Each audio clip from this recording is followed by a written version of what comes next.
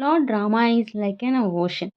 In fortitude, he is like the Himalayan mountain. In strength, he is like Lord Vishnu. In beauty, he is like the moon. In forbearance, he is like the earth. And in anger, he is like the fire that blazes forth at the time of universal destruction.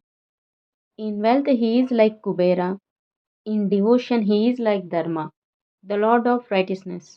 Narada briefly described to Valmiki the pastimes of Lord Ramachandra. He concluded by telling him that this same Lord Rama now rules over his subjects in a most righteous and exemplary manner. He explained that during the reign of Lord Rama, no one would suffer from any disease or mental disturbance. Everyone within Lord Rama kingdom would be happy and prosperous, never fearing thieves, scarcity, or hunger. All the cities and villages would be filled with abundant grains, fruits, vegetables, and milk products.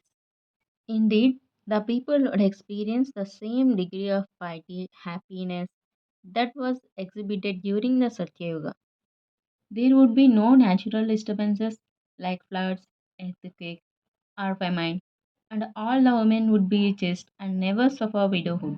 Lord Ramachandra will rule over the earth in this way for 11,000 years before returning to his supreme abode in the spiritual sky Vaikuntha. After satisfying the inquiry of Valmiki Muni, which was for the benefit of the three worlds, Sri Narada again took up his travel, spreading the glories of the Supreme Lord. The sage Valmiki then journeyed to the banks of the river Tamasa, accompanied by his disciple Bharadwaja. At the river bank, Valmiki sat down to meditate upon the words of Sri Narada. Sitting within the forest, Valmiki happened to see a pair of cranes, fully absorbed in intercourse and singing in melodious jubilation.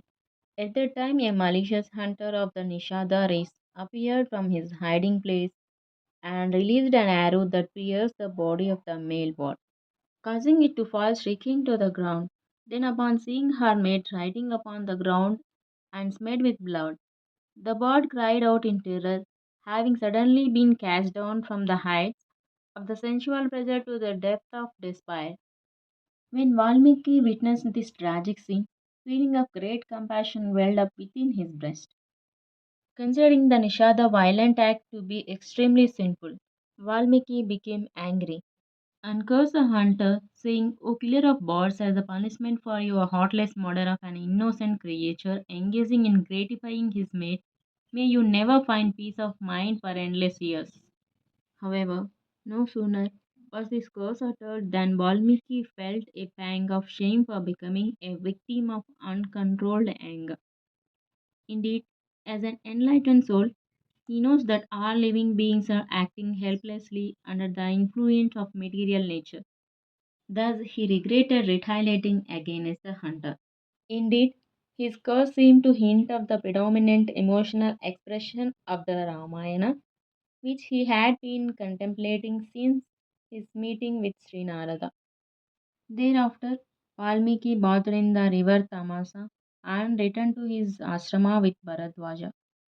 While continuing to meditate upon his course of the hunter, he suddenly saw Lord Brahma descending from his abode, the topmost planet within the universe.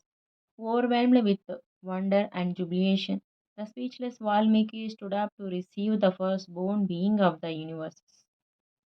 When Lord Brahma appeared before him, Valmiki offered his respectful obeisances and worshipped Lord Brahma with great awe and reverence. Then Lord Brahma, the universal grandson, who can understand the hearts of everyone, said, O blessed sage, please do not grieve by thinking you have wrongly cursed the Nisada hunter. In truth, the words that you appear to utter in anger were my own. They were spoken through your mouth for the purpose of inspiring you to accomplish a great task. Indeed, the time has come for you to compose the history of Lord Ramachandra's life. Great transcendental pastimes mean for the ultimate welfare of the world.